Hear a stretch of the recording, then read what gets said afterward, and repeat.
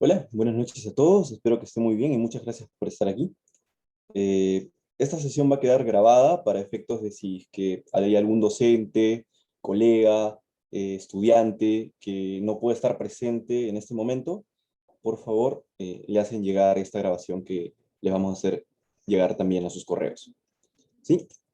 Voy a compartirles pantalla. Este taller se trata sobre el formato WSDC, así que vamos a revisar ese formato. En realidad va a ser un repaso bastante básico, pero a medida de que ustedes también me pregunten, podemos hacerlo un poco más intermedio o avanzado, como gusten. Así que, nada, ¿no? Está principalmente dirigido a equipos que por primera vez están presentando a un torneo, a un evento, debate en el formato WSDC, pero igual también podemos resolver las dudas de quienes ya tienen un poco más de experiencia, ¿no? No vamos a tocar la parte de adjudicación, existe todo un taller específico preparado para ver los temas de adjudicación, que es obligatorio para los jueces, pero también opcional para que los participantes sepan cómo se les está evaluando. Bien, entonces sin más voy a compartir la pantalla y vamos a empezar con la ponencia. Si me pueden confirmar por el chat si se está viendo, por favor, les agradecería bastante.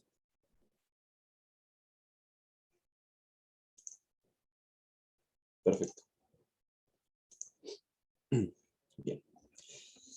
Bienvenidos entonces y bienvenidas al primer encuentro amistoso de debate escolar de este 2021 de la Liga Peruana de Debate Escolar, que, como sabrán, es una iniciativa de la Asociación CIDE Didáctica en colaboración con la Universidad de Lima, y específicamente por tratarse de este tema de elecciones, la OMPE nos ha auspiciado este evento.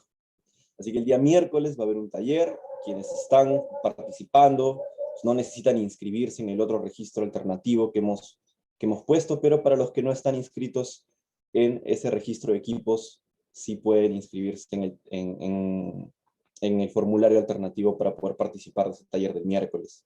Es importante destacar, ya les vamos a explicar en el correo los motivos, que pues por una solicitud de la OMPE el taller del miércoles no va a quedar grabado.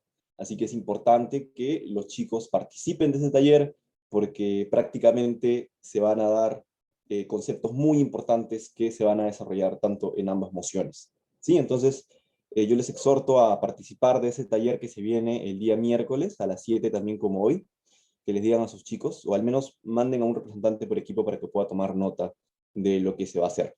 Ese taller en contraste sí queda grabado, así que, como les decía en un inicio, pueden pasarlo luego. ¿Sí? ¿Qué vamos a ver hoy día? Hoy día vamos a ver tres cosas. Primero vamos a hablar de unos rasgos generales de cómo va este encuentro amistoso de debate, cuántos inscritos hay, qué equipos hay, ¿no? Vamos a tocar brevemente algunas partes logísticas, insisto con lo breve, porque hay todo un taller preparado para cuestiones logísticas, como ustedes habrán visto en la página de la inscripción, ¿no? Si no me equivoco es el cuarto taller o tercer taller, pero existe todo un taller específico de cuestiones logísticas. Así que eso lo vamos a abordar brevemente. Y luego, pues a lo que vinimos, ¿no? Roles por orador en el formato World School Debate Championship, ¿no? Y finalmente voy a darles algunas recomendaciones bastante generales, no solamente para debatir en WSDC, sino para participar en el amistoso en general con base en las experiencias de los amistosos pasados.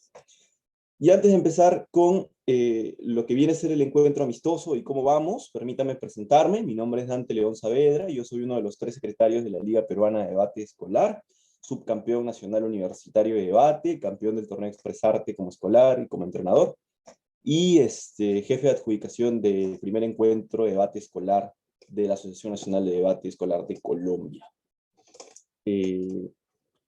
Llevo ya bastante tiempo haciendo debate, trabajando con el tema de la liga, soy uno de los cofundadores también, y estoy muy orgulloso de ver cómo cada vez más colegios han crecido, ya estamos en 9 regiones distintas del país, y pues hay colegios públicos y privados, ¿no? De todos los estratos sociales y de todos los rincones del país, y eso es muy bonito de ver. Ese es el objetivo fundamental de la liga, la mistura, y es algo que no queremos que se pierda nunca. Y eso lo demuestra, pues, que hasta el momento tenemos 18 colegios participantes, que en total, porque hay colegios que mandan un equipo, hay colegios que mandan 2 equipos, en total tenemos 25 equipos de debate, No solamente tenemos participantes peruanos, como habrán visto ustedes en el registro, estaba abierto también a colegios extranjeros. Tenemos un equipo de Chile hasta el momento, también tenemos inscritos en equipos de Colombia, ¿no? Y tenemos 8 colegios espectadores, ¿no? Que son colegios que por esta vez han decidido ver cómo se desarrolla un amistoso y no competir. Como saben, las inscripciones cierran hasta el 17 de mayo, ¿no? Así que hasta el 17 de mayo, si hay un equipo que ahora mismo, ¿no? Hay un colegio que ahora mismo envía un equipo, pero quiere enviar 2, puede hacer esa rectificación todavía y escribirnos un correo mandando a su nuevo equipo, ¿no? Siempre y cuando sea de la liga. Las inscripciones cierran el 17 de mayo o hasta completar los 40 equipos, que es, digamos, nuestra capacidad logística, ¿sí? Las plataformas que se están utilizando para la mayoría de amistosos o los amistosos en general de este año son 2.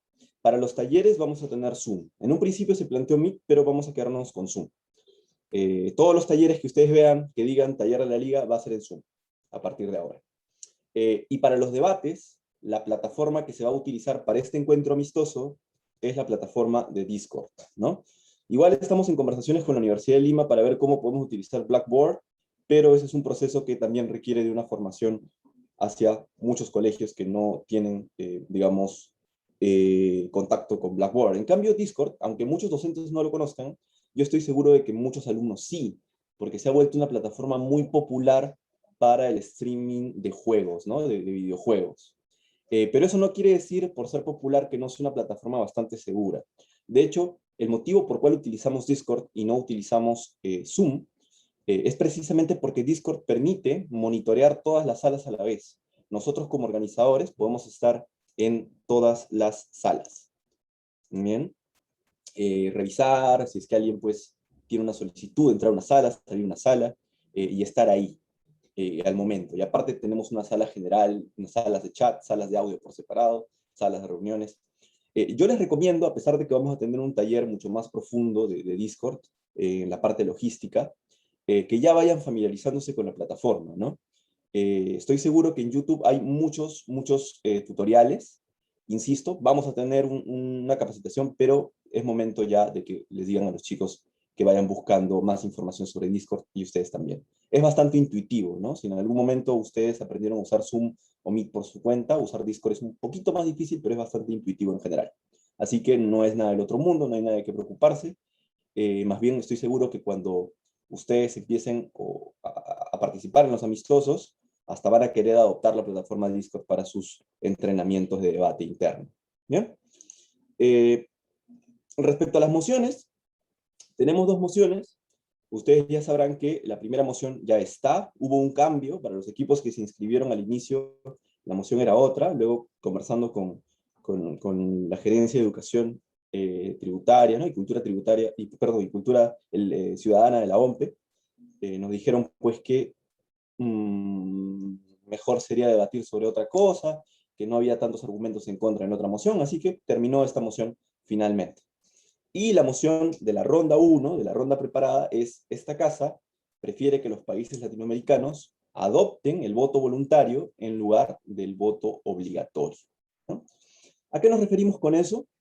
Hay algunos países, en su mayoría en Latinoamérica, pues, que tienen el voto obligatorio, ¿no? Entonces, en el caso de esos países, lo que van a hacer, ¿no? Lo que estamos proponiendo es que lo cambien a voluntario. Pero en el caso de los países que ya tienen el voto voluntario, que son muy pocos en Latinoamérica, pues lo que estamos defendiendo es que lo mantengan, ¿no?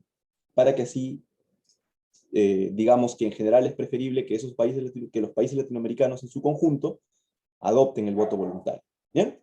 Esa es la idea. Cuando se saquen las llaves, cuando salgan las llaves de los equipos, no podemos enviar las llaves antes. ¿Por qué? Porque nos ha pasado que hay equipos que faltan. Entonces, si nosotros enviamos las llaves, por ejemplo, el día viernes o el día jueves, lo que va a pasar es que cuando llegue el día, vamos a tomar asistencia, puede faltar un equipo, pueden faltar 2 equipos, y vamos a tener que rehacer las llaves. Entonces, las llaves se van a hacer en el momento, ¿sí? Pasamos asistencia, vamos a utilizar un software que nos va a ayudar a hacer las llaves en el momento. Entonces, una vez que se lanza la diapositiva con las llaves y con las posturas que cada uno le toca, que va a ser sorteo, van a tener 15 minutos. Bien, para poder organizarse. Ya no van a preparar en esos 15 minutos nada, ¿no? Se supone que ustedes ya han preparado posturas a favor y en contra de las mociones, ¿sí? Eso es muy importante. Ustedes no van a saber si les toca a favor o en contra, sino 15 minutos antes del debate. ¿Bien? ¿Hay alguna duda con la moción de la ronda preparada? ¿Todo está claro? Si hay alguna duda, por favor, es el momento. ¿Todo claro? Perfecto. Entonces, una vez que termine la moción de la ronda preparada, vamos a ir a la sala principal, ya se dará más detalles en el taller logístico, que es imperdible, por favor. Al taller logístico al menos debe ir el docente responsable, ¿no? Para que luego le transmita esa información a sus chicos. ¿Ya? Entonces, después de que termine la ronda preparada, vamos a volver a la sala principal de Discord, y ahí vamos a anunciar las llaves, ¿no? De la nueva ronda, la moción de la nueva ronda, que esta moción no la van a conocer, y la postura de la ronda. Y van a tener 1 hora para preparar esa moción con una única postura. No van a preparar a favor o en contra, solo van a preparar su postura de la moción que les ha tocado. ¿Bien? Tienen 60 minutos para eso. ¿Alguna duda con eso? ¿Todo está claro con el tema de las mociones? Perfecto. Entonces, vamos a pasar a los roles de orador en este formato WSDC. Como ustedes saben, el formato WSDC es el formato mundial de colegios, ¿no? Precisamente existe una competencia que se llama World School Debate Championship, ¿no?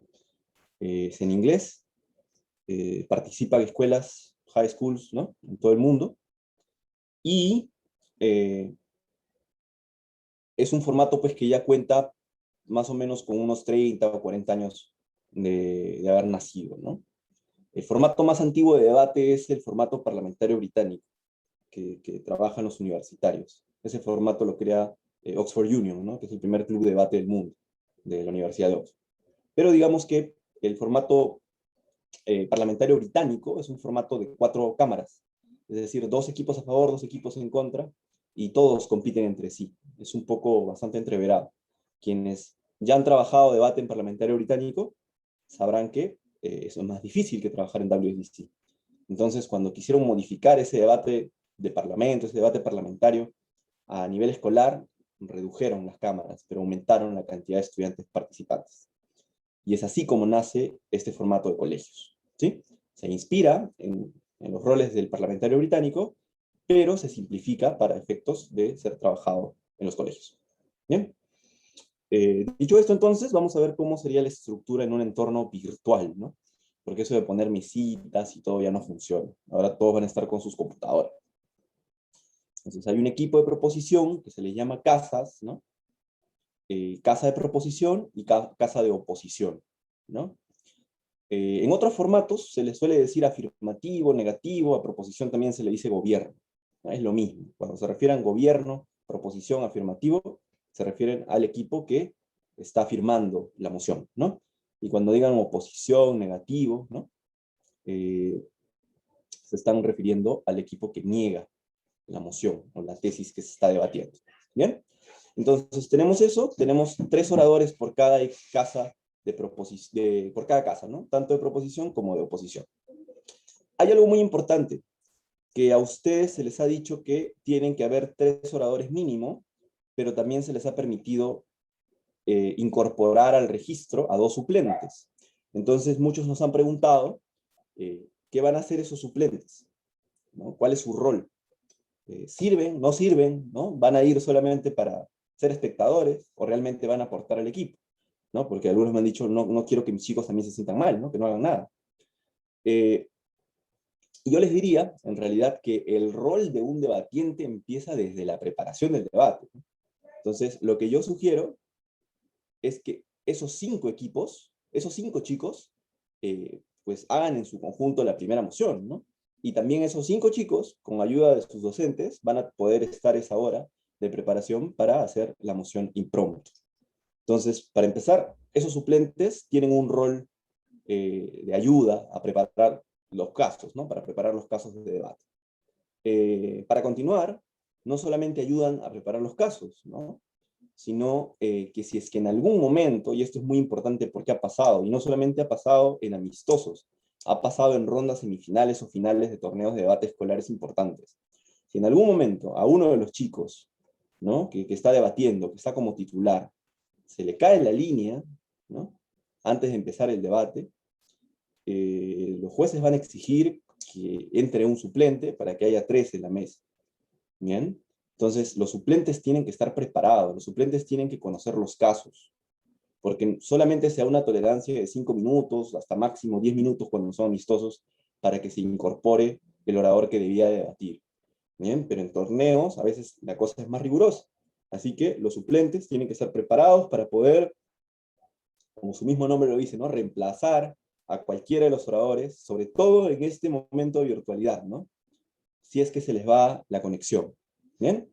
Eso es algo muy importante a tener en cuenta. Entonces no se confíen en suplentes, no piensen que no van a hacer nada durante el debate. Porque así como cuando pasa en un equipo de fútbol, de vóley, de básquet, y uno de los titulares se lesiona o le hacen falta, ¿no? El entrenador lo saca y pone al otro. Pero además, y esto es muy importante, eh, además no solo van a poder, digamos, reemplazar, sino que de una ronda a otra van a poder cambiar. ¿A qué me refiero con esto? A ver, hay alguien que está rayando la... Ando, ¿puedes ayudarme borrando esas rayitas, por favor? Cuidado, chicos, con sus controles. Ya, perfecto. Vamos a continuar, entonces. Igual creo que no impide la visión. Entonces, la primera ronda, por ejemplo, puede debatir los oradores 1, 4 y 5, supongamos. Y la segunda ronda pueden debatir los oradores 1, 2 y 3. Es decir, los docentes, entre ronda y ronda, pueden cambiar si quieren que todos participen. ¿Bien? Así que no es que empiezo con los 3 y los 3 que debaten la primera ronda van a debatir la segunda ronda también. ¿Sí? Eso quiero que, por favor, lo tengan muy presente. Pueden hacer esos cambios. Así que, si es que ustedes quieren que todos debatan, depende del entrenador.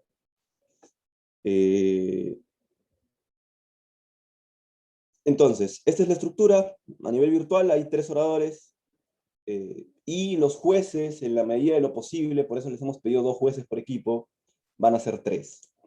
Y aquí, muchos colegios que han participado ya, los amistosos pasados de la liga, me han dicho, ¿por qué se nos está exigiendo 2 jueces? Si es que antes se exigía un juez, y es más, hasta era opcional, ¿no? Poner un juez. ¿Por qué ahora los jueces son imprescindibles para poder participar en este amistoso? Y eso se responde de 2 maneras. La primera es que el año pasado contábamos, digamos, activamente, y este año también, pero les voy a explicar por qué ya no podemos confiar mucho, en el circuito universitario de debate. Entonces, el circuito universitario de debate, las universidades, la mayoría peruanas, pues ponían jueces. Nosotros les pedíamos jueces y ponían jueces, ¿no? Esa cooperación todavía sigue, pero ¿qué ocurre? Que a pesar de que nosotros les hemos pasado nuestro calendario de actividades, que lo hemos tenido desde enero, pues hay muchas universidades que quieren lanzar también sus eventos amistosos, sus torneos, ¿no? Hay más torneos universitarios que niños felices en el mundo ahorita, ¿no? Entonces, prácticamente todos los sábados hay un torneo universitario. ¿Y eso qué ocurre? Eso hace que, pues, yo como debatiente universitario, ¿qué voy a preferir?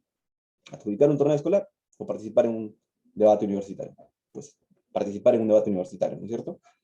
Son muy pocos, digamos, los que tienen esa vocación de servicio y querer apoyar al circuito escolar de debate. Entonces, en vista de eso, a pesar de que vamos a tener un número considerable de jueces universitarios, lo que queremos hacer es también ir formando a los mismos docentes para que sean jueces, ¿no? Y eso es muy importante. Y por eso hemos querido empezar con esta actividad, con esa obligatoriedad, ¿no? De los jueces. Porque si ustedes, como entrenadores de debate, no se forman como jueces, en los entrenamientos no van a poder dar un feedback correcto a sus equipos. ¿Ya? Para ser un buen entrenador, necesariamente tienes que forjarte como juez.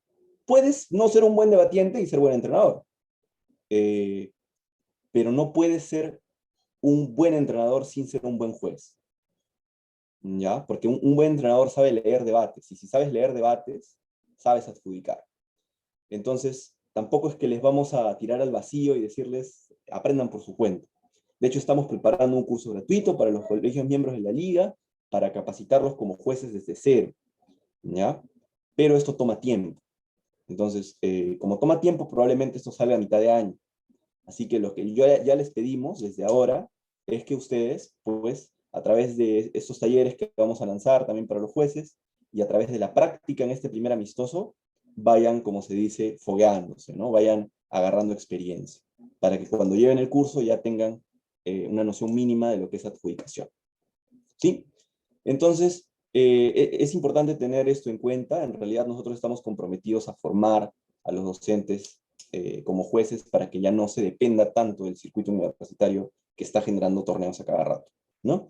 Eso es lo importante, hay un objetivo ahí y estamos trabajando en eso como liga para hacerlo posible. Bien, entonces lo que yo les pido también por parte del lado de los docentes, ¿no? Que no son jueces, sino que van a estar observando y probablemente, como va a ser, vamos a tratar de que no sean jueces principales los novatos, vamos a tratar de poner al menos un universitario como principal en cada sala, pero pues es probable que en alguna sala, por cuestiones logísticas, si es que, y por cuestiones de aforo, puede que haya un juez, no tan novato, pero digamos medianamente experto, ¿no? O medianamente inexperto, mejor dicho. Entonces, hay que ser tolerantes. Lo que yo les pido incluso es que si es que ustedes pueden, con autorización de todos, ¿no? Puedan grabar pantalla, ¿no? Graben la sala de Discord, pónganse de acuerdo con el otro docente, graben sus salas, y si es que quieren una segunda opinión sobre la adjudicación, pues nos envían el video y en la liga lo revisamos, ¿no? Si quieren un feedback mucho más preciso, más detallado, más desarrollado, nosotros estamos encantados de poder tomarnos la molestia de revisar esos debates. Sí, pero sean tolerantes con los jueces, sobre todo con los jueces docentes que van a estar aprendiendo. ¿Sí? Eso yo les pido. Y si ustedes ya tienen bastante experiencia en debate, también transmítanle esa experiencia a sus chicos, ¿no? O sea, ustedes hagan de jueces sombra, ¿no? Si bien el resultado puede ser distinto, pero tomen apuntes como si fueran jueces y luego denles una retroalimentación, ¿sí? Si es que ya tienen bastante experiencia en debate. Es eso básicamente hasta que solucionemos el tema de nivelar a los jueces. Eh, y ahora vamos a empezar con los roles específicos. Bien, hay un rol de casa de proposición, hay un rol, ¿no? Que es el del primer orador, ¿no? Que va a tener 8 minutos. Estas 6 intervenciones, de hecho, van a tener 8 minutos cada uno, ¿sí? Probablemente ustedes hayan ido a un torneo que se llama Expresarte, en donde creo que tienen 6 o 7, ¿no? Y cada torneo en realidad modifica el formato a veces según sus requerimientos, ¿no? Según lo que ellos creen conveniente para el torneo. Y eso no está mal, pero estamos aquí trabajando con las reglas oficiales, ¿no? Del manual del World Debate Championship, ¿no? Entonces, y ese manual te dice que cada una de estas 6 intervenciones tiene 8 minutos. 8 minutos es un tiempo bastante grande, ¿ya? Así que sé que aquí hay estudiantes también, y les digo, los oradores que son nuevos, ¿no? No se sientan mal si no llegan a esos 8 minutos, ¿bien? Eh, es parte de aprender. No conozco a nadie que haya empezado a hacer debate y haya llegado a esos 8 minutos. Con el tiempo es algo que van a lograr y es más, cuando lo logren, van a sentir que les falta tiempo, ¿sí? Entonces, son una meta alcanzable, ¿no? No deben de verlo como un impedimento. Se puede lograr. ¿Qué va a hacer este primer orador del equipo de proposición? Siempre, en cualquier formato, ya sea Karl Popper, parlamentario británico, siempre empieza el primer orador del equipo de proposición, de afirmativo, ¿no? El que afirma la tesis. Pues va a presentar, ¿no? Presenta la moción, presenta su postura, si quiere presenta a su equipo, no tiene necesariamente que hacerlo, no tiene que decir, me llamo, o sea, yo me llamo tal, pues se puede presentar a él, pero no tiene que decir, y él se llama tal, y él se llama tal, y es de tercero de secundaria, y a su mamá le gusta tal cosa, ¿no? Y si tiene un perrito que se llama tal. No, no pierdan mucho tiempo en eso. Sean lo más breves posibles en la presentación, ¿ya? Tienen que definir, ¿no? ¿Qué se define en un debate? Se definen los conceptos que pueden generar complicaciones, ¿ya? En la moción. ¿A qué me refiero con eso? Por ejemplo, tenemos esta moción, ¿no? Que ustedes pueden ver aquí. ¿Qué es voto voluntario y qué es voto obligatorio? Sería bueno definir, para que ambos equipos lo tengamos claro. ¿Sí? Entonces, en realidad, la definición es un mecanismo que tiene proposición, que ayuda para sentar las bases, ¿ya? De un debate, digamos, de mutuo entendimiento, ¿no? Conceptos que vamos a entender ambos, vamos a entenderlo en buena onda para llevar este debate bien y que al final este debate no se convierta, pues, en una suerte de debate de definiciones, ¿no? Como se dice. Entonces, el equipo de proposición tiene esa facultad, puede definir. En este caso, ¿qué podría definir? Países latinoamericanos, si gusta, voto voluntario, ¿no? Voto obligatorio.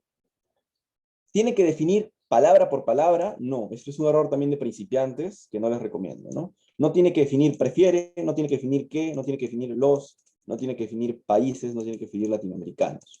Recuerden, sobre todo a los estudiantes, los docentes ya lo saben perfectamente. Un concepto no necesariamente es solo una palabra. ¿Bien? Países latinoamericanos es todo un concepto y tiene dos palabras. Voto voluntario también es un concepto y tiene dos palabras. Entonces, si ustedes están acostumbrados en buscar definiciones en la RAE, pues se van a dar cuenta que el diccionario de la Real Academia Española solo define palabras, no define conceptos. Entonces, más bien, busquen conceptos en bibliografía específica del debate, ¿no? En este caso, pues, voto voluntario, ¿dónde podrían encontrar información de qué es voto voluntario o qué es voto obligatorio? Probablemente en la OMP, ¿no es cierto? O en algún otro estudio de procesos electorales, en el Perú o en Latinoamérica, ¿sí? Entonces, esa es la idea. Insisto que estoy siendo bien básico, yo sé que hay colegios que tienen mucha experiencia y que han ganado torneos aquí, eh, pero sí lo requiero así porque sé que también la mayoría de los participantes aquí no ha ido a torneos de debate, ¿sí? Así que me van a disculpar si trato de ser lo más básico posible en cuanto a contenido, ¿no? ¿Qué es contextualizar? Contextualizar es decirme, ¿dónde vas a desarrollar tu debate? ¿No? En palabras generales. ¿Dónde vas a situar el debate? A veces la contextualización viene ya en la moción, ¿no? En este caso ya te dicen que son países latinoamericanos.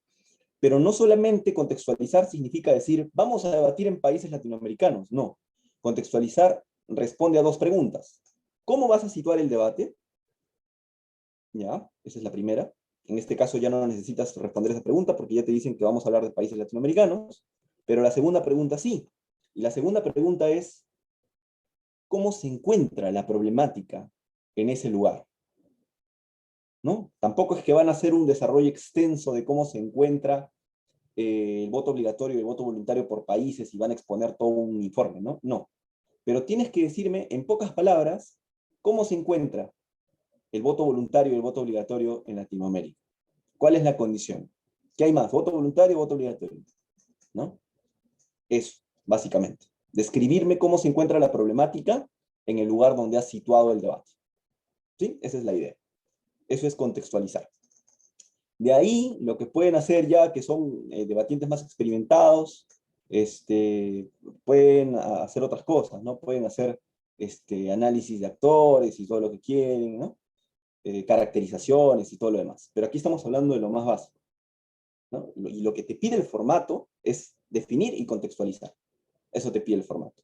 Y el formato te pide otra cosa también mínimo, que desarrolles al menos un argumento. Entonces, el primer orador puede desarrollar dos, puede desarrollar tres, puede desarrollar 20 si habla como Eminem, ¿no? Pero lo que le piden es que desarrolle al menos un solo argumento. ¿Sí? Eso es lo que se exige al primer orador del equipo de proposición. ¿Tiene que mencionar los otros argumentos? No necesariamente. Por estrategia he visto que hay muchos oradores que dicen, mi casa tiene tres argumentos. Argumento 1, argumento 2, argumento 3, y los va mencionando. Pero eso no se le exige. Si no lo hace, ¿ya? No es que se le califica en contra. Lo que tiene que hacer, lo que se le exige es desarrollar al menos un argumento. ¿Bien? Voy a pasar con el primer orador, pero esta vez del equipo de oposición, y luego voy a abrir una ronda de preguntas por si queda alguna duda. ¿Sí? El primer orador del equipo de oposición, ¿ya? También tiene 8 minutos. ¿Y qué es lo que va a hacer él? También puede presentar Se presenta a él, presenta a su equipo, ¿no? Como guste, presenta su postura. Y a diferencia del primer orador de proposición, que tenía la obligación de definir y contextualizar, el orador de oposición no tiene que hacerlo. En realidad, él tiene que decir si va a aceptar o rechazar esas definiciones con las que se está trabajando o con lo que ha propuesto el equipo de proposición.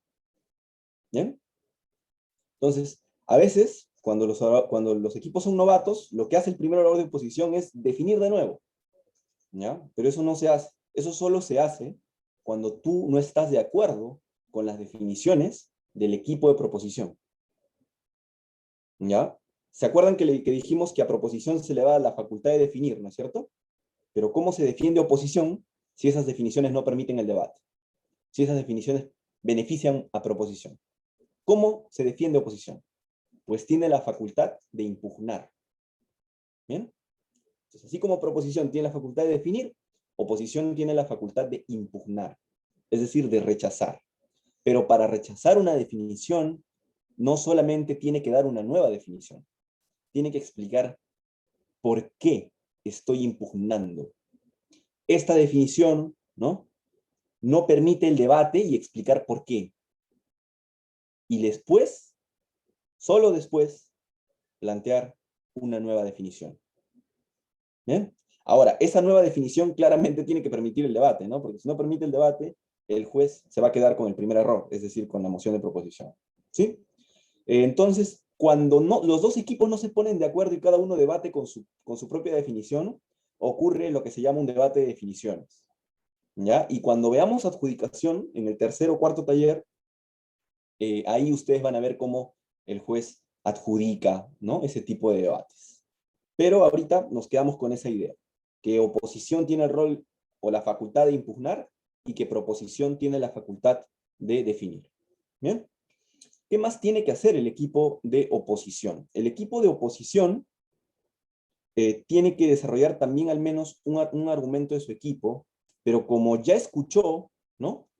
Al equipo de proposición, ya escuchó al menos un argumento de él, tiene que refutar. Entonces, antes de argumentar o después de argumentar, en realidad este orden no es obligatorio, es una recomendación, tiene que refutar. Tiene que refutar lo que ha dicho él y tiene que desarrollar al menos un argumento de su equipo. Entonces, acepta o rechaza las definiciones, refuta al primer orador y desarrolla al menos un argumento de su equipo. ¿Hasta ahí hay alguna duda?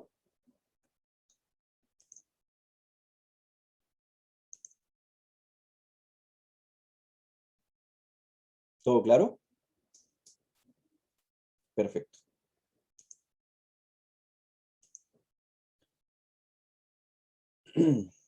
Entonces, ya pasaron los primeros oradores, ¿no? Primer orador de proposición, primer orador de oposición.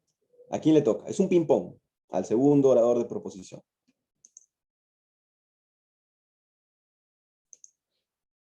¿Y qué hace el segundo orador de proposición? También tiene 8 minutos. Refuta. ¿A quién le refutaría el segundo orador de proposición? Al primer orador de oposición, ¿no? Reconstruye. Ahora vamos a ver qué significa reconstruir. Y termina de desarrollar los argumentos de su equipo. Así él hizo un argumento y el equipo tenía 3 argumentos en total. Este segundo orador tiene que hacer 2. ¿No? Si el equipo tenía 4 argumentos y él hizo 1, este tiene que hacer los 3. ¿Bien? Los terceros oradores, spoiler de las siguientes diapositivas, no argumentan. Estos no argumentan. Ni él ni él. No argumentan. ¿Ya? Solamente estos 4 primeros son los que traen argumentos nuevos, mejor dicho. Estos no pueden traer argumentos nuevos. Estos 4 sí. ¿Ya? Entonces, se pueden repartir de la manera que quieran. Si hay 3 argumentos, el primer orador puede decir 2 y el segundo orador puede decir 1. Pero lo que se suele hacer es que al segundo orador se lo carga de más argumentos porque el primer orador ya pierde tiempo definiendo, contextualizando, ¿no es cierto?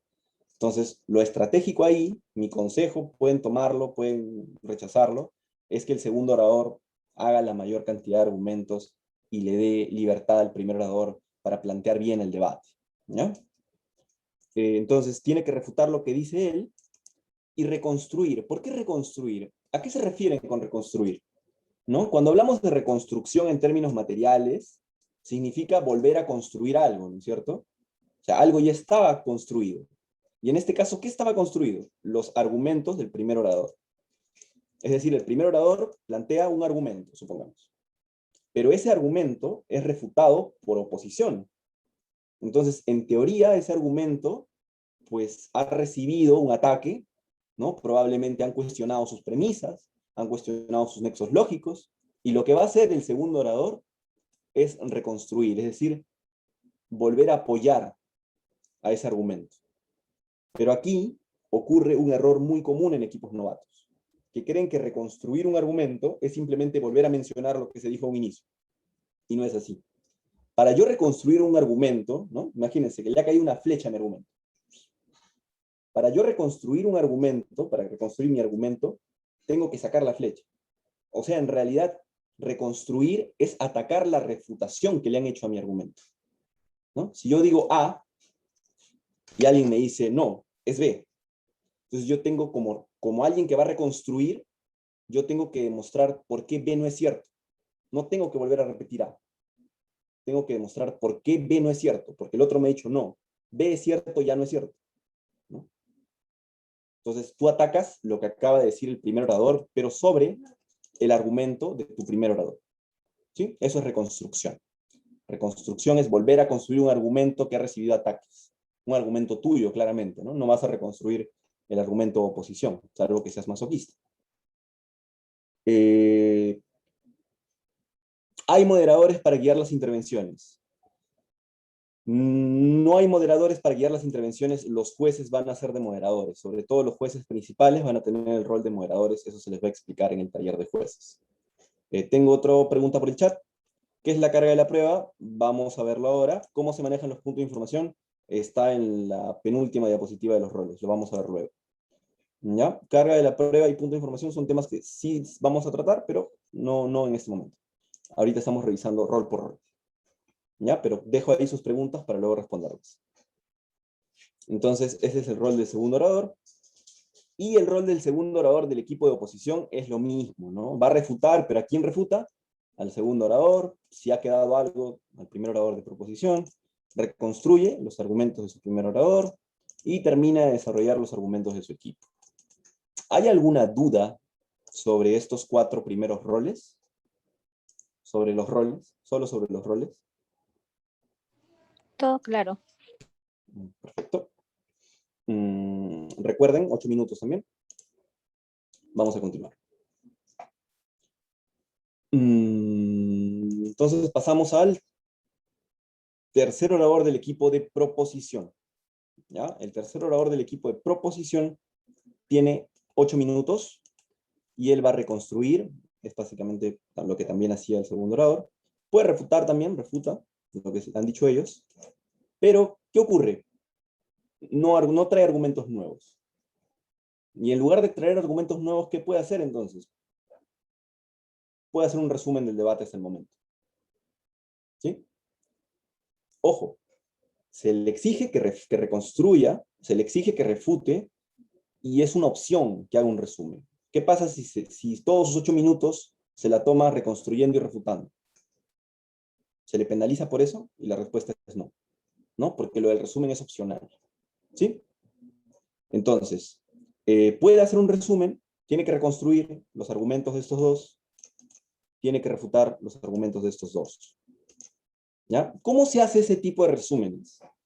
¿No? Por lo general se suele hacer una visión, puedes hacerlo si es que tienes tiempo, claro, discurso por discurso, es decir, el primer orador dijo esto, nosotros respondimos así, luego se dijo esto, nosotros respondimos así, y etcétera. O puedes hacerlo por roles, ¿no? ¿Qué ocurrió con los primeros 2 oradores? Luego, ¿qué dijeron los segundos 2 oradores? ¿No? E ir haciendo una sumilla de lo que ha ocurrido en el debate. ¿Sí? No trae argumentos nuevos al debate. Pero ¿qué ocurre si los trae? Si alguien se lo olvida y ha decidido en ese momento poner un argumento más. Se lo expulsa del debate, se lo penaliza, no vuelve a participar en ningún amistoso. No, nada que ver. Lo que se hace en estos casos, sencillamente, es ignorarlo.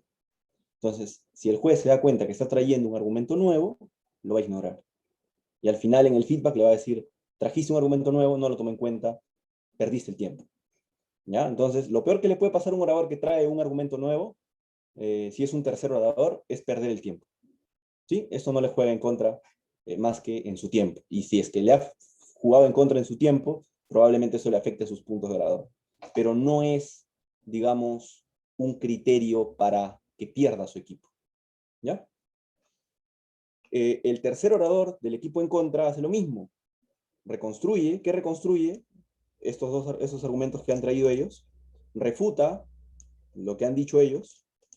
Y también puede hacer un resumen, ¿no? Y de la misma manera que el tercer orador de proposición no trae argumentos nuevos a este debate. ¿Hay alguna duda con esos dos últimos roles de este formato? ¿Todo claro? Alguno dice, ¿por qué considera que ganó el debate? También, pero lo que se suele hacer es eso más en el discurso de réplica, que son los cuartos discursos, pero también se puede hacer, no hay ningún problema, ¿no? Dentro de ese resumen pueden demostrar o tratar de demostrar por qué se consideran que su equipo ganó el debate. ¿Cómo se reconstruye? Me preguntan también. Se reconstruye, primero, lo primero que tienes que hacer para reconstruir es mencionar el argumento que vas a reconstruir, ¿no? Por ejemplo, mi compañero dijo A en su primera intervención. Luego tienes que mencionar cuál fue el ataque que se le hizo a ese argumento. Sin embargo, el primer orador de oposición dijo B, ¿ya?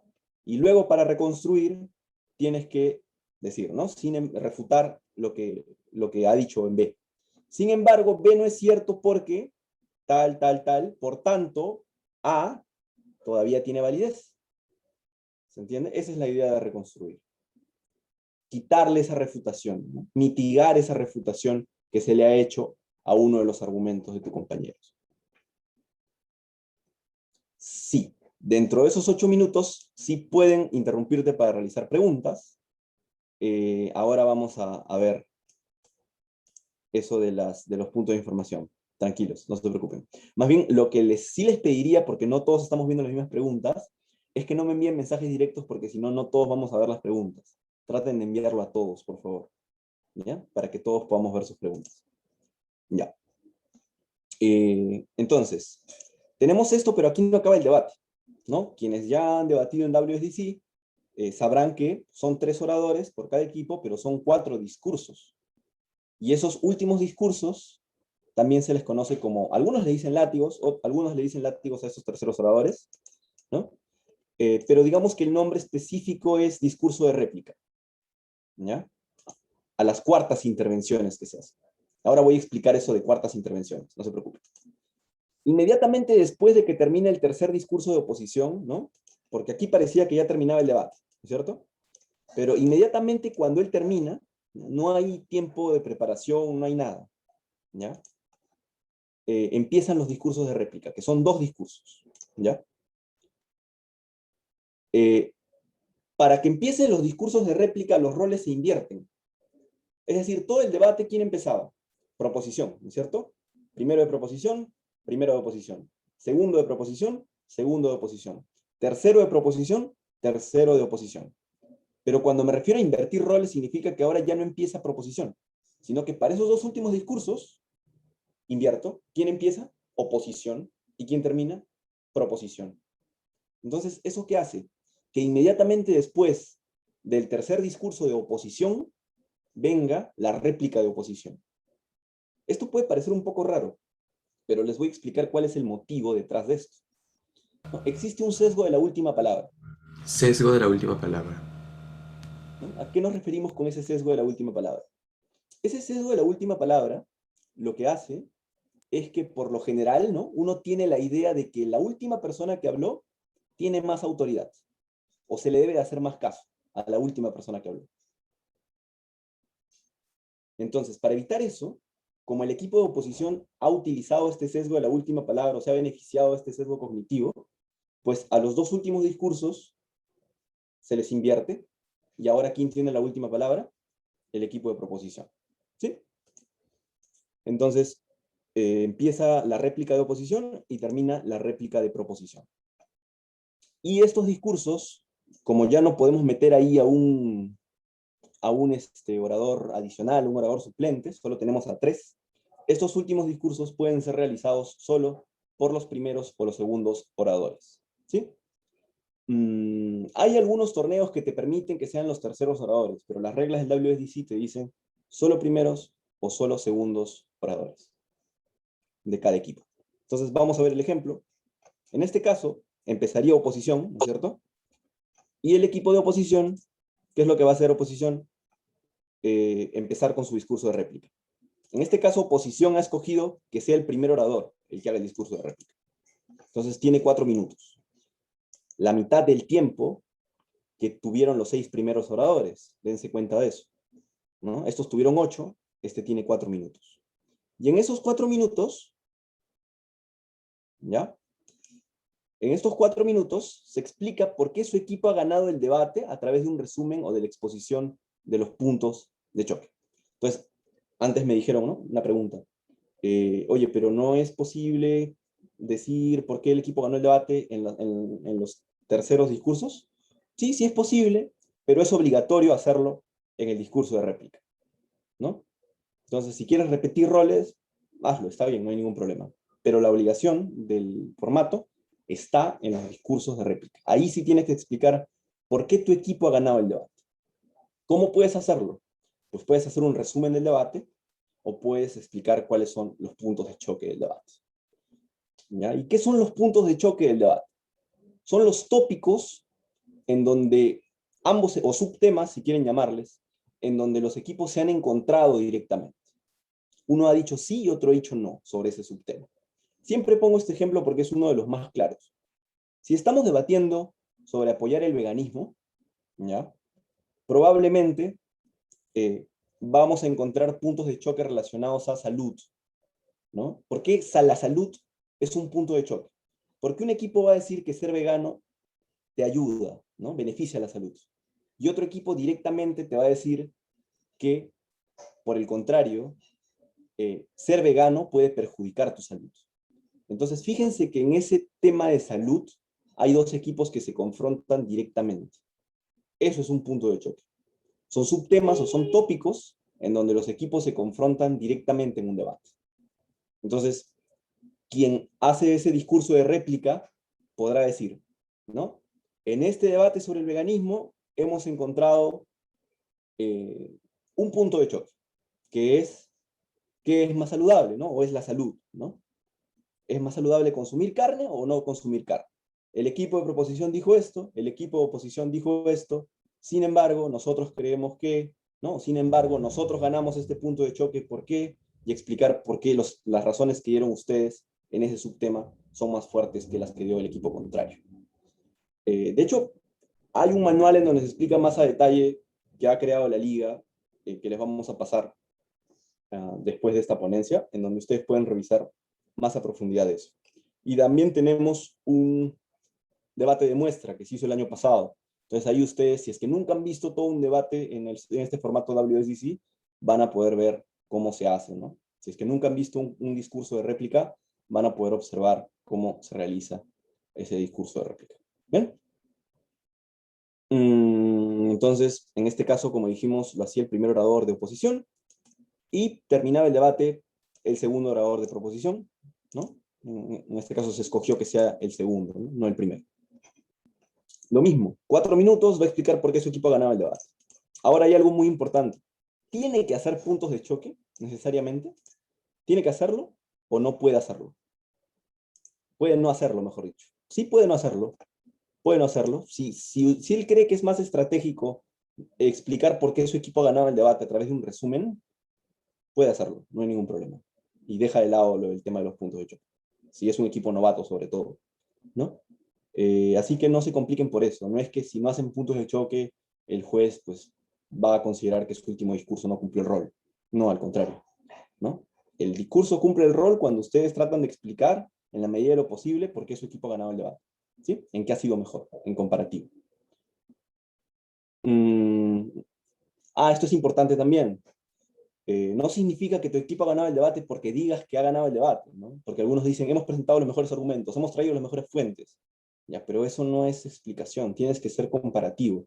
Y con comparativo me refiero a que tienes que decir, ¿qué ha hecho tu equipo que el otro equipo hizo peor o no hizo? Y mencionar lo que hizo tu equipo y cómo lo tomó el otro equipo, ¿no? En ese aspecto. Por ejemplo, ¿no? Si el otro equipo no mencionó ninguna fuente, no basta decir mi equipo mencionó fuentes, sino tienes que decir mi equipo tomó como referencia esto, esto, esto, mientras que el equipo contrario solamente se basó en tal cosa. ¿Se dan cuenta? No es lo mismo decir mi equipo trajo fuentes a hacer esa comparación. ¿Sí? Entonces, traten de hacer comparativos. ¿Bien? Entonces, una vez que termina el segundo orador del equipo de proposición, con esos 4 minutos, termina el debate. Pero hasta aquí, muchos me dirán, oye, pero te olvidaste de explicar qué es un punto de información, ¿no? Esas interrupciones que se les hacen a los oradores. ¿En qué momento se hace eso? ¿Después del debate? No, se hace durante el debate. Pero le he dedicado una diapositiva específica para no perturbar la explicación de los roles. ¿Sí? Creo que hay algunas preguntas en el chat, voy a ver, pero si hay 5 oradores ahí, pueden participar los otros 2. Eh, mm, no durante el debate. Una vez que el debate inicia con 3 oradores, ya no puede ingresar otro, ya no puede hablar otro, ¿no? Esas son las reglas del formato. Ahora bien, ¿qué es un punto de información? Un punto de información es una pregunta, pero no solo es una pregunta, también puede ser una aclaración, también puede ser una interrupción, ¿bien? Puede ser una interrupción. A ver, tengo una pregunta por directo, pero la voy a copiar para todos, ¿ya? Me preguntan... no. A ver, un segundo. Voy a poner enviar a todos. Me preguntan, ¿cuál es la diferencia entre lo que explica el segundo y el primer orador en los roles de látigo? Y la respuesta es ninguna. Lo que yo decía era que cada equipo va a escoger si sale su primer orador o si sale su segundo orador, ¿ya? En este caso de mi ejemplo, oposición escogió que salga el primer orador, pero proposición escogió que salga el segundo orador. Si se dan cuenta en las diapositivas, ambos hacen exactamente lo mismo, ¿sí? Espero haber respondido esa pregunta. Entonces, en realidad no es que salen 2, sino que tú escoges quién sale. Y de hecho se escoge antes del debate. O sea que cuando pase el juez, va a preguntarles, ¿quién va a hacer el discurso de réplica? Ustedes ya tienen que saber, ¿no? Antes de iniciar el debate. ¿Qué significa el hecho de fuentes? Cuando hablamos de fuentes, hablamos de referencias bibliográficas que ustedes pueden utilizar en un debate, ¿no? Si el tercer orador hace el resumen del debate, ¿qué le tocaría hacer al de réplica? Una cosa es hacer el resumen de un debate y otra cosa es explicar por qué tu equipo ganó. Porque tú puedes tratar de ser lo más general y lo más imparcial posible al hacer un resumen del debate, ¿no? Pero cuando explicas por qué tu equipo ha ganado el debate, necesariamente tienes que ser subjetivo, ¿no? Esa es la diferencia. Y por eso, también para los equipos que ya son más experimentados, se dan cuenta que eso de hacer resúmenes en los últimos discursos no funciona, ¿no? Que es mejor trabajar y desarrollar los puntos de choque.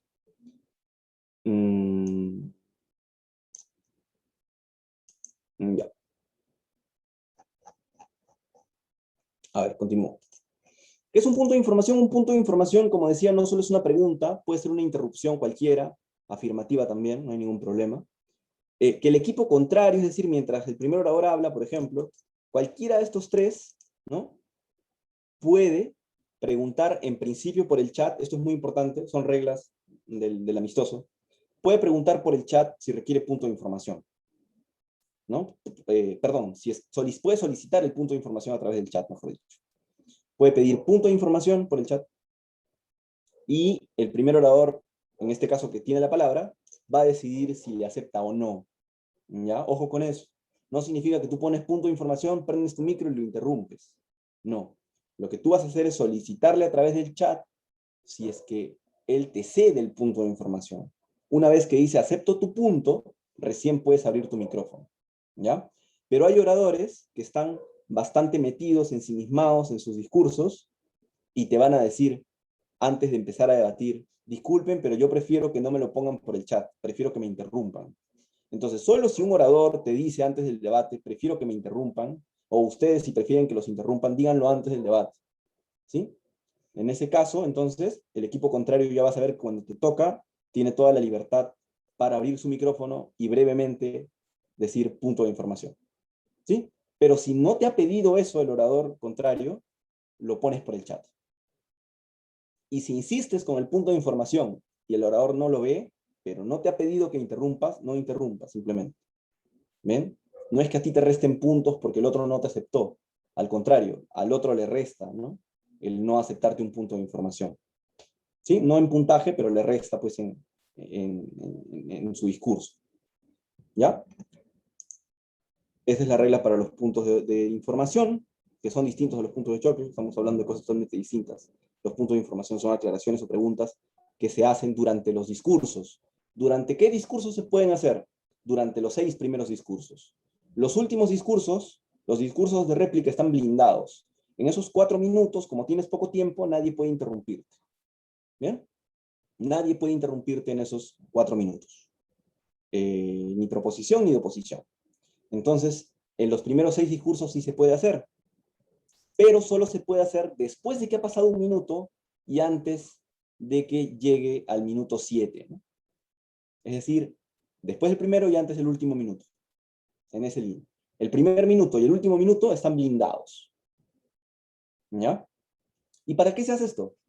Pues se hace con la finalidad de que le dejes al orador empezar su discurso sin perturbación y que le dejes al orador terminar su discurso sin perturbación. ¿Se entiende? A ver, voy a buscar el chat.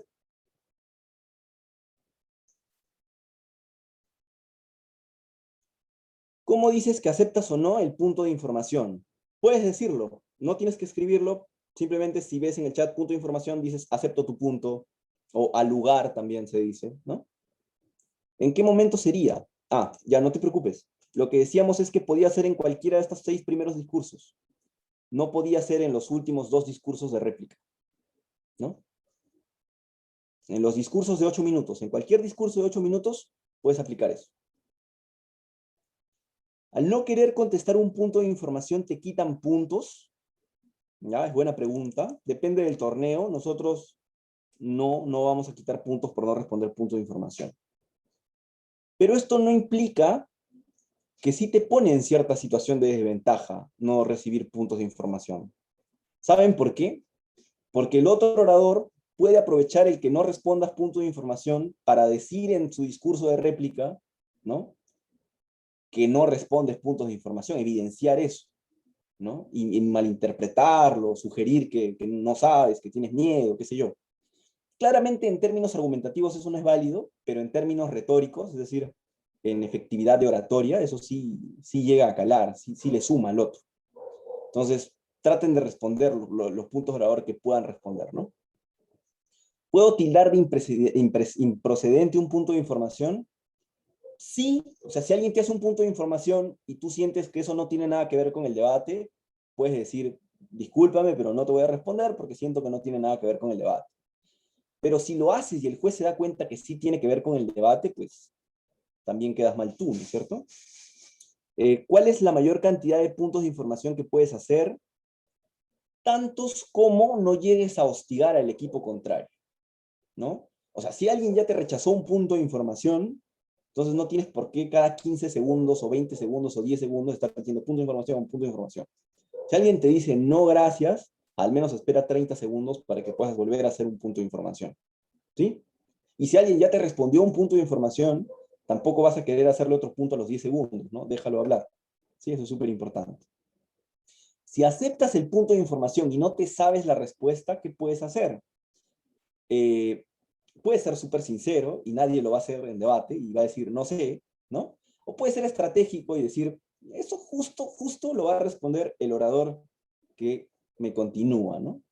Salvo que seas el último orador, y en este caso no es posible porque siempre tiene los discursos de réplica, pues no sería efectivo, ¿no? Eso, por lo general hacen eso. O como que ya se respondió dentro de mi argumentación, o justo voy a responderlo dentro de mi argumentación, ¿no? Pero igual, esos son recursos retóricos que tratemos de evitar, ¿no? En realidad lo que debemos hacer es tratar de prepararnos, ¿no? Porque si es que no puedes responder eso y estás bien preparada, en realidad significa que el punto de información no tiene caso, ¿no? Para el debate. Por ejemplo, yo he visto muchos oradores experimentados en debate universitario, que tú estás hablando sobre un ejemplo y alguien te dice, mencióname ahorita 6 países en donde lo que dice se cumpla. Y tú claramente no tienes el tiempo ni la importancia, ¿no? Ni quieres perder el tiempo para decir esos 6 países. Y probablemente en ese momento estás bloqueado y no sabes esos 6 países que te están pidiendo de ejemplo. ¿Qué puedes hacer en esos casos? Decir, discúlpame, pero creo que te estoy dando un ejemplo de un país lo suficientemente representativo, ¿no? Y no tengo por qué darte 6. Mm, al contestar un punto de información, ¿detienen el conteo de los 8 minutos o sigue el conteo? Buena pregunta. Sigue el conteo. Sigue el conteo. Y entonces aquí puede surgir otra pregunta. ¿Cuándo cortar al orador si siento que el punto de información se está haciendo muy largo y me está quitando mi tiempo? 15 segundos. ¿Ya? La tolerancia va a ser 15 segundos. No los va a contar el juez, ojo. ¿Ya? Uno tiene que hacer el conteo mental de 15 segundos. Una vez que pasan esos 15 segundos, puedes decirle, muchas gracias, ya te entendí, o gracias, pero tengo que continuar, ¿no es cierto? Si se está explayando demasiado. ¿Por qué? Porque te está quitando tu punto, eso no es ser grosero. Si tú cortas a alguien que está excediendo su límite de tiempo, no eres grosero. Pero si tú cortas a alguien que ha empezado a hablar, pues eso sí es una falta de respeto, ¿no? Que alguien diga, ¿puedes decirme cómo? Gracias, ya te entendí, gracias, gracias, gracias. Ni siquiera ha pasado 3 segundos. Entonces, el juez va a llamarte la atención porque es una práctica poco competitiva, ¿no es cierto? Poco ética, digamos, en la competencia. Entonces, denle 15 segundos de tolerancia, ¿ya? Y luego, ustedes que están llevando la pauta, que es su tiempo, pueden cortar. Y para los que hacen el punto de información, traten de hacer, por el amor de Dios, puntos de información pequeños, ¿sí? Breves, ¿ya? Eso va a ayudar a que no les corten, pues, ¿sí? Un punto de información no es para que le vengas a refutar la vida, no, simplemente es una aclaración, una pregunta así precisa que puede hacerle al otro orador dudar de su discurso, puede desviarlo del discurso. Porque si tú le vas a dar un punto de información que justo le ayuda, ¿no? Que es sobre lo que más sabe, pues lo estás ayudando, ¿no? Así que recuerden, el punto de información sobre todo tiene la finalidad de desestabilizar el discurso que se está realizando, ¿sí? Con una pregunta eh, que crees o tienes la, no sé, tienes la duda, tienes por ahí el presentimiento, mejor dicho, de que no sabe cómo responderla, ¿no? O con una aclaración que crees que es vital para desestabilizar lo que está diciendo, ¿no? Eso es importante. ¿Qué más? ¿Qué más? ¿Qué más? Si te hacen muchos puntos de información, puedes decir gracias, pero yo voy a decir cuándo voy a empezar a aceptar puntos de información. ¿Cuántos puntos de información es un buen número para responder? Por lo general, 2 puntos de información. ¿Sí? Creo que es un buen número para responder, pero dependiendo también de tu tiempo. Lo que se aconseja es que al menos respondas un punto de información. Suman puntos, no al debate en general, pero sí te suma como puntaje de orador, ¿no? ¿Van a dar las diapositivas? Claro que sí, vamos a dar las diapositivas y la grabación del video, no se preocupen por eso. De hecho, hemos cometido el error de esta sala crearla con 100 participantes y hay varias personas que no pueden entrar, así que vamos a pasarles el video de todas maneras. Ya, no se preocupen por eso. Vamos a continuar entonces, ¿les parece? Tampoco quiero robarles mucho tiempo de la noche bonita de este lunes. Entonces, eso es un punto de información. Espero que haya quedado claro. Si tienen alguna duda sobre los puntos, ¿no? Igual, insisto, si nunca han visto cómo se hace un punto de información, vean el debate de muestra que les vamos a pasar por correo, ¿no? Para que tengan o interioricen, mejor dicho, cómo se desarrolla esta dinámica dentro del debate. Ya, entonces, hablamos de argumentar, pero yo sé, insisto, que hay debatientes y docentes también que pues no han participado antes de una competencia de debate. Entonces me van a disculpar los que saben esto y lo han visto hace 7 años, 10 años, pero es necesario volver a repetir qué es un argumento, ¿sí? No voy a utilizar un modelo argumentativo, no voy a utilizar Are, Areli, no voy a utilizar Tullman, no voy a utilizar ningún esquema argumentativo. Voy a explicar el argumento desde su premisa básica, ¿ya? Que es la lógica proposicional, ¿no? El estudio de la lógica proposicional. Hay un libro bien bonito que siempre lo recomiendo para sobre todo para los docentes que están empezando a enseñar debate a sus estudiantes de secundaria, que es Introducción a la Lógica, de Coppi y Cohen. Es un libro que se utiliza bastante en los cursos de pensamiento crítico o argumentación de los primeros ciclos de las universidades, ¿no? Entonces, Introducción a la Lógica, de Coppi y Cohen, voy a ponerlo en el chat, por si es que alguien quiere googlear.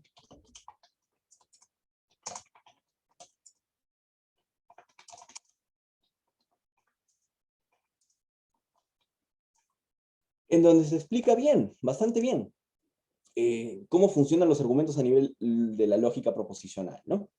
Entonces, ¿qué entendemos por argumento? Un argumento va a ser un conjunto de proposiciones, un conjunto de enunciados, de afirmaciones, ¿no? De las cuales una, de todo ese conjunto, que va a ser la conclusión, se deriva de las otras, que van a ser las premisas, a través de un proceso que conocemos como inferencia lógica, ¿no? Esa inferencia puede ser deductiva, inductiva, abductiva, no nos importa ahorita. Lo que quiero que quede para los estudiantes que por primera vez están entendiendo esos conceptos es que un argumento no es una afirmación, un argumento no es una oración, ¿ya? Un argumento es un conjunto de afirmaciones que están ordenadas lógicamente de tal manera que hay una, que es la conclusión, que se deriva de las otras, que son las premisas. Entonces, cuando yo me pregunto, ¿por qué digo mi conclusión? Mi respuesta tienen que ser mis premisas. ¿Bien? Solamente hay una conclusión por argumento. Y yo entiendo que esto es bastante abstracto hasta que lo aterrizamos en un ejemplo. Así que vamos a ver un ejemplo. Hay una conclusión, soy mortal. ¿Por qué digo que soy mortal? Porque yo sé dos cosas. Sé que todos los humanos son mortales. Probablemente lo sé porque he visto a gente a mi alrededor morir, he visto en las noticias morir. En mis clases de biología me han dicho que las personas, y que en realidad todo ser vivo muere, ¿no? Y porque sé que soy humano, ¿no? Porque he estudiado anatomía, porque he estudiado biología, encajo en el criterio de lo que es un ser humano, ¿no? Entonces, como yo sé que todos los humanos son mortales, como yo sé que soy humano, a partir de eso puedo inferir que soy mortal, ¿no? Ese es el silogismo, es el argumento más básico que existe, ¿no? Que lo plantea Sócrates.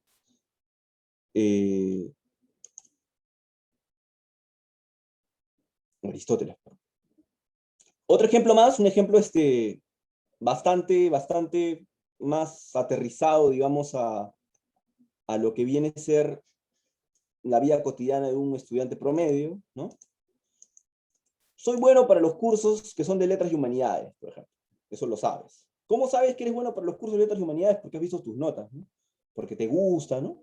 Te va bien en esos cursos. Te gusta leer bastante y crees que tienes facilidad para comprender los que lees. Eres bueno con letras, ¿no? Además, tus profesoras, tus profesores, tus amigos, amigas, te han recomendado seguir una carrera de letras de humanidades. Te han dicho, oye, tú debes ser antropólogo, tú debes ser sociólogo, tú debes estudiar literatura, ¿no? ¿Cuál es la conclusión de esas tres cosas que yo conozco? Que si estudio una carrera de letras humanidades, probablemente me va a ir bien, ¿no es cierto?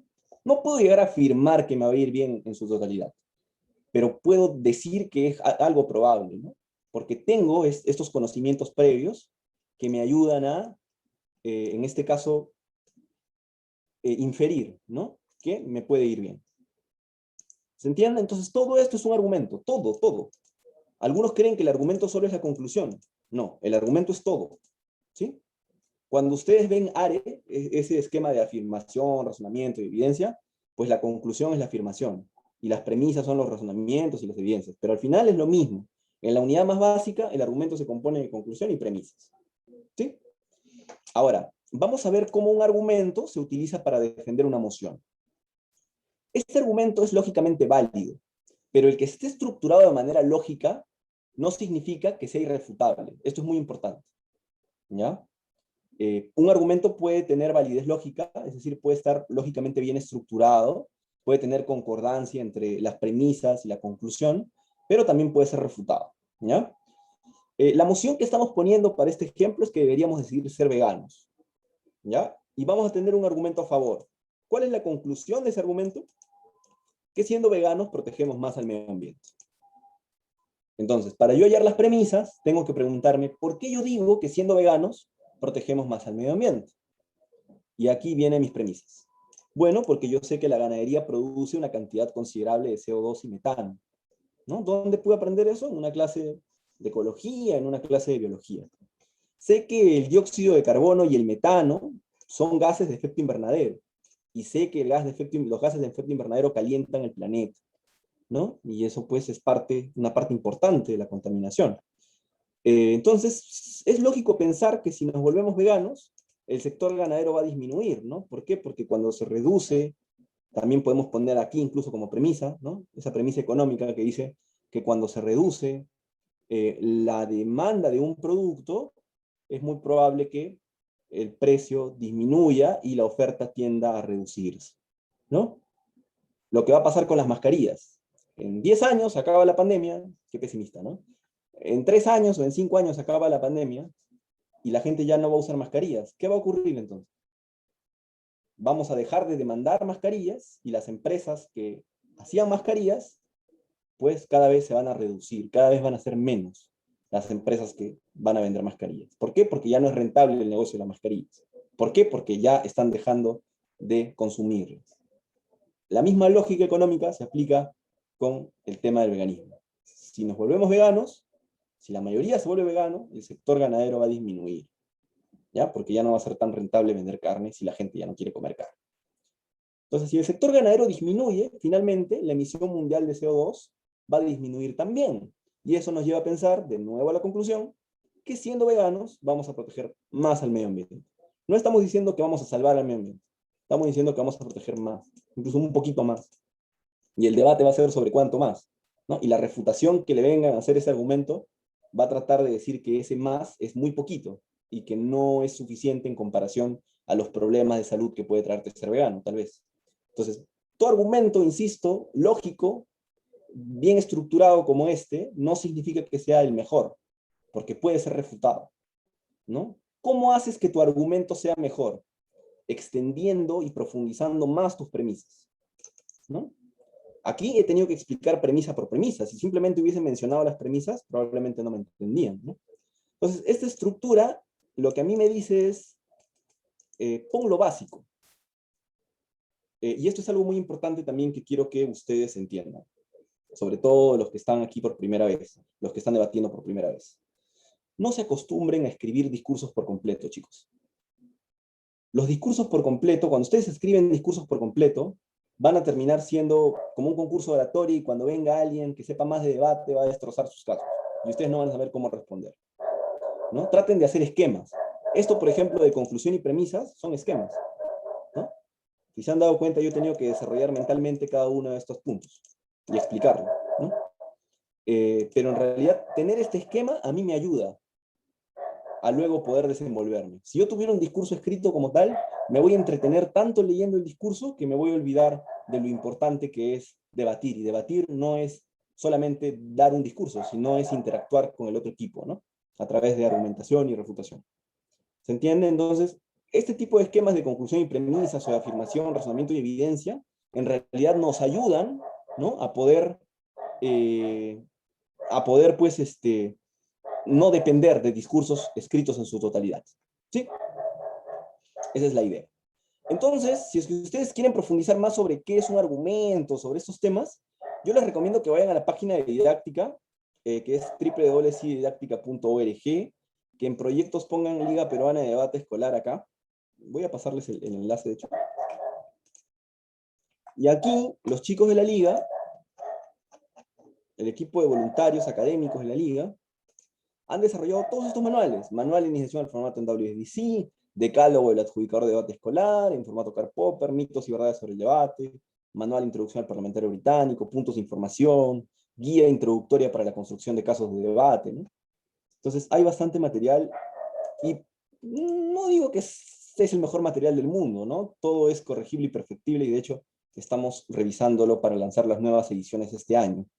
Pero hay algo que sí es este material, y es lo suficientemente serio en términos intelectuales para que ustedes puedan tomarlo de referencia al trabajar por primera vez sus mociones, o incluso cuando ya tienen algo de experiencia, ¿no? Para trabajar su preparación de debate, ¿no? Entonces, ahí está el material, es cuestión de que lo revisen, y lo analicen en equipo, ¿no? Yo sé que les va a ser de bastante ayuda.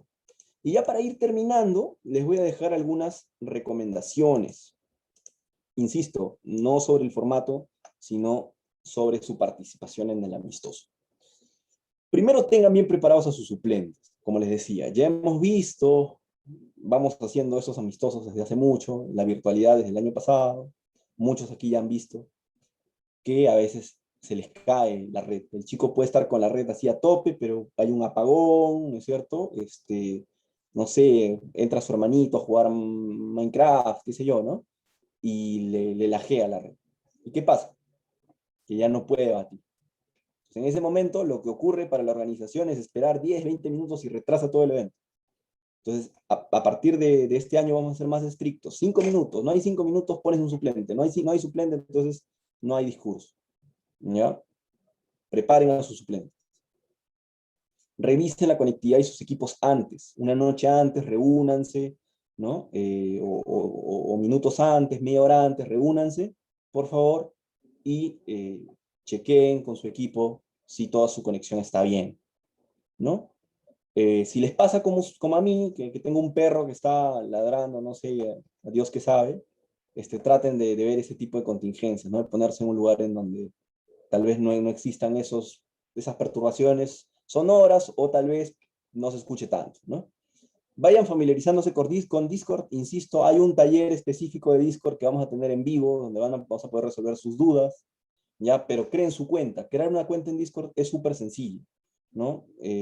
Busquen tutoriales en YouTube de cómo crear una cuenta en Discord, es bastante sencillo. Es más, tenemos un tutorial también que falta actualizar, es bastante introductorio, sobre este tipo de cosas, ¿no?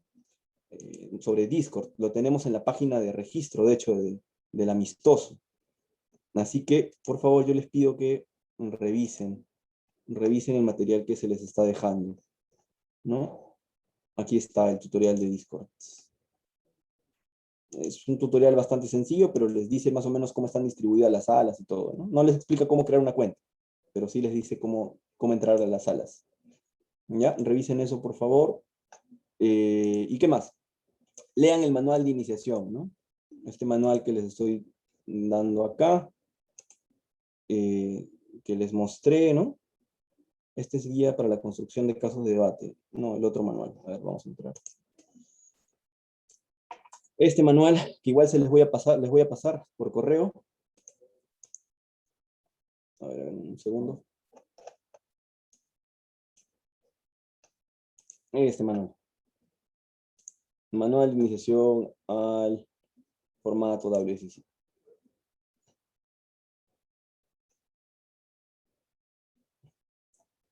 De las primeras manuales que lanzamos, ¿no? Entonces, léanlo. Les va a ser de gran ayuda si es la primera vez debatiendo en este formato. ¿Y qué más? ¿Qué más les puedo decir? Practiquen, ¿no? Está de más y a la vez no está de más. Practiquen. Es más, ustedes, no sé si es que hay alguien aquí, algún docente que no está en el grupo un docente representante de la liga, o sea, que su colegio lo ha designado como representante, que no está en el grupo de WhatsApp de docentes. ¿Hay alguien? ¿Me lo puede poner por el chat? No, no hay nadie. Ya, pero en serio es algo que se veía bastante el año pasado. Lancen. ¿Alguien tiene tiempo para hacer una práctica, un amistoso tal día? Y créanme que hay alguien que les va a decir yo. ¿No? No pierden nada. No hay ningún problema. O sea, para eso está el chat de la liga. Precisamente para eso somos una red. Alguien ha levantado la mano, el profesor Robin. Sí, profe, dígame.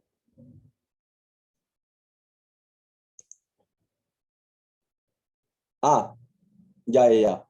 No está en el chat. Mm, ya, yo me voy a encargar de solucionar eso. Creo que es el Colegio Punta Arenas, ¿no? Ya, ahora vemos eso. ¿Qué más? Revisen talleres anteriores. Con talleres anteriores me refiero a esto. Hay un Facebook bonito y un Instagram también, ¿ya? El chat de la liga, no el del amistoso. El del amistoso lo vamos a crear ahora, Rodrigo, porque también hay colegios que no son de la liga, entonces vamos a crear un chat de docentes del amistoso. Ahí los vamos a incluir a todos los participantes. El Facebook de la liga, ¿no? Tiene cosas bonitas, y una de las cosas bonitas son que tiene todos los talleres que se hicieron el año pasado. Entonces, si ustedes buscan videos, van a encontrar todos los talleres del año pasado. ¿Ya? Debate parlamentario británico, taller de jueces, capacitaciones, adjudicación, ¿no?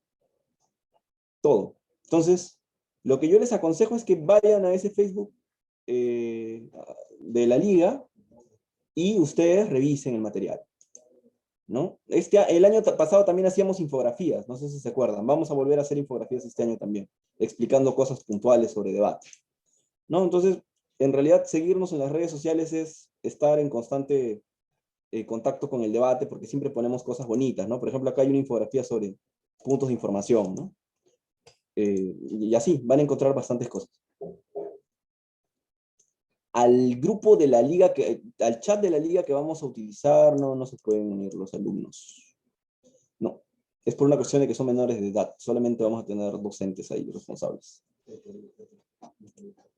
Profesor. Ya, seguimos. Y no es una competencia, es un amistoso.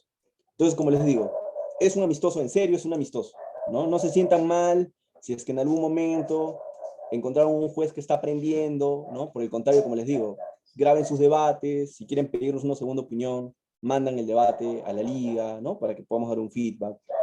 Pero créanme, ¿no? Todos ahí, todos, estamos poniendo de nuestra parte. Para los que no estuvieron antes, les digo, ¿no? El año pasado teníamos más apoyo del equipo de los universitarios, del circuito universitario, porque ellos no tenían tantos torneos, pero ahora tenemos bastantes torneos universitarios. Y eso hace que casi siempre nuestros amistosos de la liga, pese a que lo hemos planificado con un montón de tiempo, se crucen con los eventos que saca el circuito universitario. ¿Eso a qué nos obliga? A ir formando docentes como jueces, para no depender del circuito universitario de debate, ¿ya? Y para eso necesitamos poner de nuestra parte todos. Nosotros estamos diseñando un curso gratuito para docentes, miembros de la liga, que quieran ser jueces, y lo vamos a lanzar en vacaciones de medio año, ¿ya? Pero así como nosotros estamos poniendo de nuestra parte, yo les pido que quienes van a ser jueces se la tomen en serio. Les vamos a dar material para que ellos puedan aprender y vayan tratando de autoinstruirse. Vamos a tener un taller, traten de autoinstruirse, ¿no? Pero también para los profesores que tienen mucha más experiencia y por ahí ven un juez que es poco experimentado, ¿no? También traten de darle un feedback constructivo. Si ustedes creen que tienen más experiencia que el juez, ¿no? Que les está adjudicando, traten de dar también un feedback constructivo, ¿no? Evitemos esas críticas que al final, pues, dañan la moral de la gente que está participando, porque todos ahí estamos poniendo nuestro granito de arena para que ese sábado el evento salga bastante bonito, ¿sí? Claramente ese tipo de cosas, como por ejemplo en el Torneo Nacional de Debate Escolar, no pasan, ¿no? En el Nacional de Debate Escolar no les vamos a pedir jueces como docentes como jueces, ¿no? Ya estamos desde ahora recopilando jueces, ¿sí? Pero los amistosos son un espacio de aprendizaje. Son un espacio de aprendizaje no solamente para los alumnos, son un espacio de aprendizaje también para los docentes. De hecho, estamos viendo si es que hacemos alguna locuría en los últimos amistosos y hacemos debates de docentes, ¿no? Lo cual también sería bastante genial. Así que son eso, son espacios para aprender, son espacios para conocer otros equipos, son espacios para interactuar, ¿no? Y sobre todo para divertirse. Así que esto ha sido todo por ese taller. El día miércoles, que es pues, pasado mañana, vamos a tener el taller de la OMPE. Y ese taller es un taller teórico. Ahí no vamos a responder ninguna duda de la liga. ¿Ya? Es un taller teórico sobre el sistema electoral peruano. Y ese taller tiene dos finalidades. Primero, nivelar a los equipos extranjeros de Colombia y de Chile que nos están acompañando, porque vamos a tratar una moción sobre el sistema peruano, pero que en realidad es sobre una situación que se repite también en sus países, ¿no? Pero de todas maneras, para que aprendan cómo es ese sistema electoral y vean cuáles son sus semejanzas y diferencias, pues métanse, ¿no? Métanse equipos colombianos, chilenos, obligatorio que estén ahí para aprender. Segundo, también para ustedes, ¿no? También para los chicos o docentes que quieran profundizar más sus conocimientos sobre este sistema electoral y les sirva para poder entrenar y ayudar a sus chicos a armar los casos de debate, es importante. Lamentablemente, OMPE, ¿no? No quiere que ese taller se grabe, ¿no? Tendrán sus razones, tienen sus motivos, no los critico, nos están ayudando, ¿qué puedo decir? Así que lo que yo sí les pido es que asistan, ¿no? Independientemente del certificado o no, el material, nosotros hemos revisado las diapositivas, hemos revisado el taller, está bastante interesante y la verdad que creo que quien está ahí va a estar, digamos, en ventaja con alguien que no ha ido a ese taller, ¿no? Porque sí tiene información bastante precisa y bastantes fuentes. Entonces, vayan al taller. Ese es mi consejo, es vayan al taller, ¿no? A ver, veo chats. ¿Cómo se encuentran en Instagram? En Instagram nos encontramos, ya estamos cerrando ya, antes de que se vean, como lpd.didáctica. Ese es el taller es a las 7 p.m. Les vamos a pasar también el enlace después de esta charla, ¿no? 7 p.m. miércoles, taller de sistema electoral peruano. Ahí está. Les vamos a pasar el chat. Bueno, eso es todo, creo. No sé si es que alguien tiene alguna duda hasta aquí. Insisto, dudas logísticas. Hay un taller sobre logística y uso de Discord y todo eso. ¿Alguna duda académica más que nada sobre el formato por ahí? ¿Algo? A ver, voy a leer el chat. ¿Nada? No, a ustedes, la verdad, a ustedes, por tomarse la molestia. Sé que eso es tiempo probablemente para los maestros no remunerados, para los estudiantes extracurricular. Así que nada, felicidades también por estar acá. Muy amable poder colaborar con ustedes, a nombre de la liga, porque detrás de este taller no soy solo yo, hay un equipo de 11 voluntarios que está haciendo las cosas de la mejor manera posible para que el evento salga bonito. El statu quo es la contextualización, Dalit, el que me acabas de mandar un mensaje. El statu quo básicamente es mencionar cómo se encuentra el estado actual de las cosas, ¿no? Cómo se encuentra la problemática del debate que estás disertando en ese momento. A ustedes. Por correo, toda comunicación, chicos, va a ser por correo, así que están insistiendo a sus docentes. ¿Ya? Profe, revise su correo, por favor. Ya mandaron información, la vamos a mandar ahora mismo, pero pídanles a ellos van a tener la info. A ustedes, muchas gracias por estar aquí. Nos vemos entonces el día miércoles con nuestros amigos de la OMPE. Hasta entonces. Gracias. Gracias. Gracias, hasta Gracias. luego. Gracias por la Buenas noches. información. Muchas gracias.